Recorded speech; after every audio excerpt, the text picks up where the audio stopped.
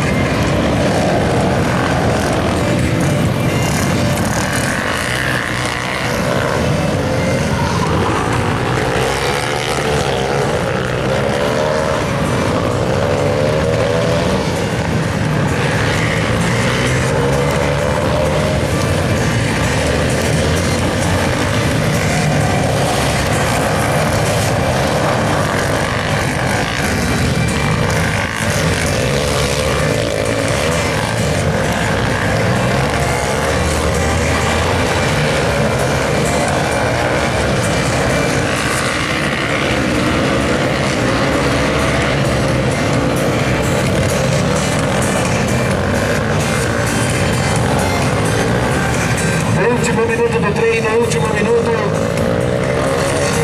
Direção de prova, 1 minuto para o final.